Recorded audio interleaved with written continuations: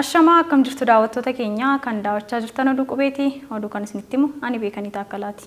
Muummeen ministeeraa Dr. Abiy Ahmed yaa'ii waliigaltee faayinaansii idil addunyaa haaraa irratti hirmaachaa jiru. Waariyoo Diidaa akka itti qindeessa.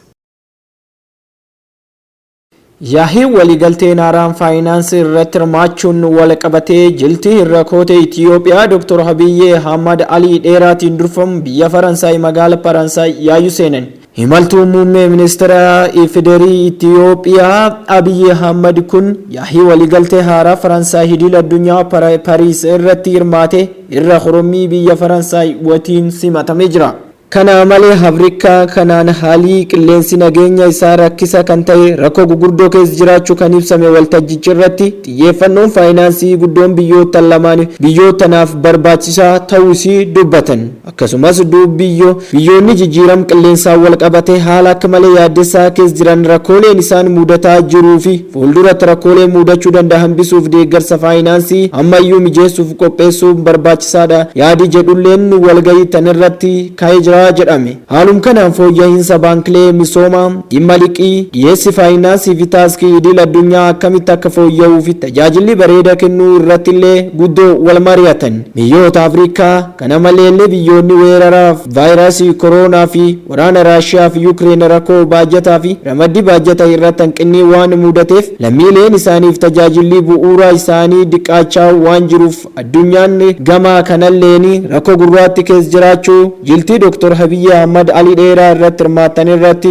maanguddoonni kun guddoo wal gaafatan. Kanaafuu yaa'iin faayinaansii idil addunyaa ta Faransaay geggeeffamaa jirtu tun biyyoonni addunyaa kan hongee haal nageenyaaf dhibeewwan akka akkaatiin wal qabatee rakkachaa jiran kun xiyyeeffannoo akka barbaadanillee yaa'uu dubbatan.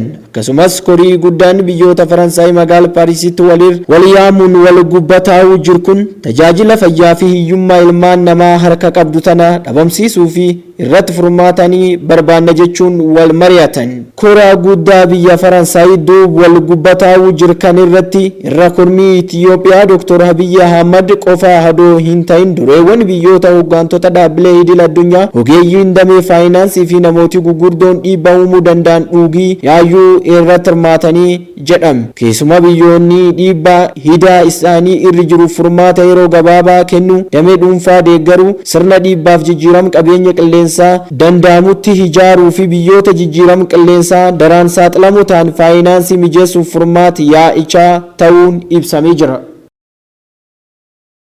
Hundeeffama faawundeeshinii Dr. Kabajaa Artiist Alii Birraa irratti guyyaa har'aa ibsi miidiyaaleef kenname. Dabalata oduu kanaaf Leensaa hordofaa. Hundeeffama faawundeeshinii Dr. Kabajaa Artiist Alii Birraa irratti guyyaa har'aa ibsi miidiyaaleef kenname. Hundeeffama faawundeeshinii Alii Birraa ilaalchisee magaalaa Finfinnee gamoo Noo Pilaazaa galma Viizit Oromiyaatti miidiyaaleef ibsi kenname. Hundeessituu fi hooggantuun faawundeeshinii Dr. Kabajaa Artiist Alii Birraa haati manaa Alii Birraa aadde Lillii Maarqos Birraa haasaa baga nagaan dhuftanii taasisuun kaayyoo faawundeeshinichaa ibsan. Koreen faawundeeshinii Alii Birraas ibsa miidiyaaf kennaniin kaayyoon hundeeffama faawundeeshinichaa kaayyoo Alii Birraa galmaan ga'uuf hojii namoomaa hojjechuu fi dagaagina muuziqaa Oromoo akkasumas manneen barnootaa muuziqaa fi aartii irratti kan hojjetu ta'uun ibsan. Dabalataanis bu'uuraalee fayyaa dagaagsuuf faawundeeshiniin Alii Birraa dhimmoota fayyaa irrattis bal'inaan kan hojjetu ta'us himan. Mul'anni Alii Birraa faawundeeshinii dhaloota barbaachisummaa guddina barnoota fayyaa aartii fi muuziqaa akkasumas gargaarsa namoomaa deeggarutti amanu ijaaruudha. Itti aansee ergamni isaatis dhaabbata qindoomina qabu fi kan hunda hammatu. Akkasumas hojiilee Alii Birraan hojjetan kan yaadannoo Alii Birraa mul'isan fi gama barnootaa fi fayyaa irratti aartii akkasumas gargaarsa namoomaa deeggaruu fi cimsuuf dandeettii ni ijaaraa. Faawundeeshinii Alii Birraa damee isaa biyyoota Awurooppaa fi Ameerikaa keessatti yeroo muraasa keessatti kan dhaabbatu ta'uunis ibsame. Dhaabbanni kun chaaptarri isaa Minneapolisittis ni banama.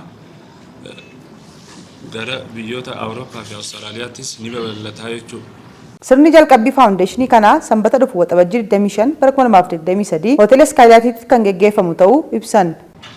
Kan hundeeffame sanbata guddaa dhufu laawunchi godhuu deemnu guyyaa Juun 25 iskaayilaayititti waaree booda ta'a jechuudha.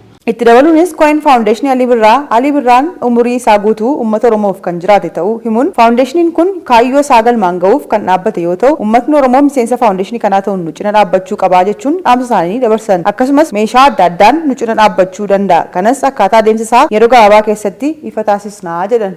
Alii Birraan nama hojii baay'ee hojjetee umurii isaa guutuu hawaasa uummataaf jiraate faawundeeshinii kana namni miseensa ta'ee galmaa'ee faawundeeshinii kana ji'atti buusii miseensummaatiin deeggaruu danda'a. Daayireektilii maallaqaan gargaaruu danda'a. Maallaqa osoo ta'e maallaqa malee meeshaalee adda addaatiin gargaaruu danda'a. Garuu pilaatfoormii hunda qopheessinee kan ifa goodu ta'a gara fuulduratti. Naannoo Oromiyaatti gibirri karaa teelee birrii akka kaffalamuuf waliigalteen mallattaa'e. Biiroon galiiwwan Oromiyaa gibira karaa teelee birrii walitti qabuuf Itiyoo Telekoom waliin waliigaltee taasise. Waliigaltichas hojii gaggeessituu Itiyoo Telekoom Fireewoot Taamiruu fi itti gaafatamtuu biiroo galiiwwan Oromiyaa Aadde Maskaram Dabbabeetu mallatteesse. Yuunivarsiitiin Walaayittaa Sooddoo bara kana barattoonni 10,000 ol ta'an qormaata ba'iinsaa akka fudhatan hime. Yuunivarsiitii Walaayittaa Sooddootti barattoonni 10,000 ol qormaata ba'uu kan digirii jalqabaa akka fudhatan yuunivarsiitichi beeksise. Barattoonni yuunivarsiitii dhuunfaa adda addaatti baratan 7,800 akkasumas barattoonni karaa idilee fi al-idilee yuunivarsiitichaatti baratan kanneen 3,026 ta'an qormaata ba'iinsa kana ni fudhatu jechuun gabaasni yuunivarsiitichaa argame ni mul'isa. Walumaa galatti yuunivarsiitii Walaayittaa Sooddootti barattoonni 10,826 qormaata ba'uu kana kan fudhatan ta'uu Daayirekteerri dhimma kominikeeshinii yuunivarsiitichaa obbo Busheet Ermiyaas himan. Yuunivarsiitichi karaa marsariitii qophaa'een barattoonni qormaata akka fudhataniif leenjiin barattootaaf kennamuu jiraachuusaa himee jira. Mooraa kaampaasii yuunivarsiitichaa 3 keessatti wiirtuuleen qormaanni itti kennamu kan yeroo tokkotti barattoota 600 ol qorsiisuu danda'u ta'us ibsee jira.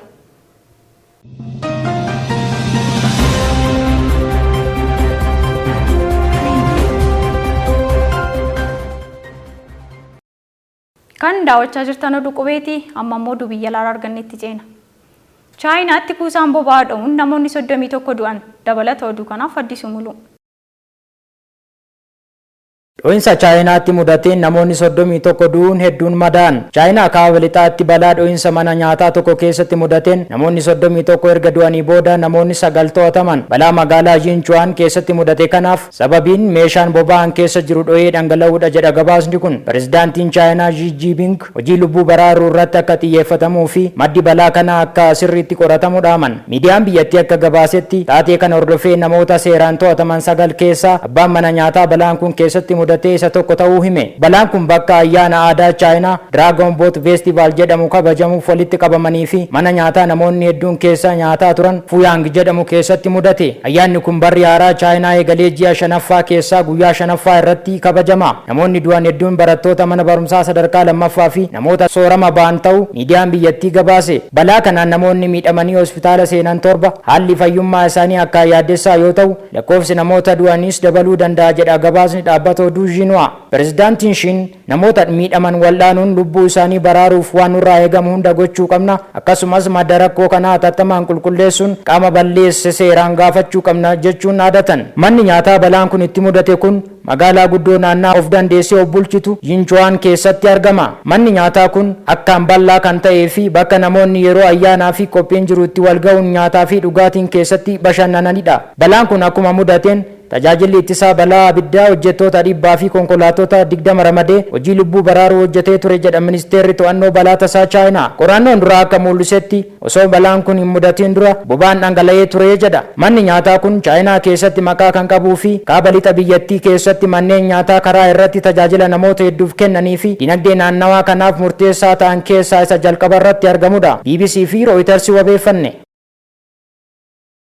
Pirezidaantiin Faransaay Emmanuel Macron Awurooppaan dhiibbaa Ameerikaa jalaa bilisa ta'uu qabdi jedhan dabalata oduu kanaaf Sablee Alamuu. Pirezidaantiin Faransaay Emmanuel Macron naannoon qilleensa Awurooppaa dhiibbaa Ameerikaa jalaa bilisa ta'uu qabaa jedhan. Sirna badiinsa agarsiisa qilleensa idil-addunyaa Paarisitti gaggeeffame irratti haasawaa taasisaniin Awurooppaan naannoo qilleensa ishee ofumaan eeguu danda'uu qabdi jechuun dubbatan. Pirezidaantiin Macron akka jedhanitti lammiileen Awurooppaa meeshaa ittisa Ameerikaan hojjetameen naannoo qilleensa isaanii eegaa jiru garuu hirkattummaan kun xumuramuu qabaa jedhan. Lolli Raashiyaan Yuukireen irratti gaggeessite Awurooppaaf fakkeenya gaarii ta'uu kan dubbatan pirezidaantichi Awurooppaan sirna ittisa qilleensaa mataa ishee ijaaruu akka qabdu cimsanii dubbatan. Yaaddoon keenya maal akka ta'e beekuu qabna, yeroo sana goonu immoo maal akka nu barbaachisuu fi rakkoo keenya akkamitti akka furru beekuu qabna jechuun Yuuroo Niwusiitu gabaase. Pirezidaantiin Macron dhaabbileen meeshaa waraanaa Awurooppaa oomishanii teekinooloojiiwwan naannoo qilleensa Awurooppaa haleellaa kamirraayyuu eeguu danda'an akka oomishanii fi deeggarsa gochuun akka qabanis eeran. Pirezidaantichi itti dabaluudhaan Awurooppaan naannoo qilleensa ofii ishee eeguuf meeshaa waraanaa oomishuu kan eegalte yoo ta'u Yuukireen keessatti yaaliin taasifamaa jira jedhani. Akkasumas sirni farra misaayilaa maambaa kan Faransaayii fi Xaaliyaaniitiin hojjetame Yuukireen haleellaa Raashiyaa irraa dhufu qolachuuf akka itti fayyadamullee ibsani. Biyyoonni Awurooppaa Yuukireenii fi Raashiyaa wal daangessan agarsiisa qilleensaa idil-addunyaa Paaris keessatti gaggeeffamaa jiru kana irratti hirmaachaa akka jiran himama. Jarmaniin naannoo qilleensa Awurooppaa haleellaa irraa eeguuf garee biyyoota 17 ol of keessaa qabu ijaartee Faransaay garuu gochaa Jarmaniin mormitee jirti. Faransaay garee eegumsa naannoo qilleensa Awurooppaa Jarman hundeessitetti kan hin makamnee fi teekinooloojii Ameerikaa fi Israa'el irratti kan hundaa'e waan ta'eef akka ta'e ibsame. Kan daawwachaa turtan oduu qubeetii, oduu kan isinitti hime ani Beekanii Taakkalaati. Qophiilee qubee afaan waliin turtii gaarii.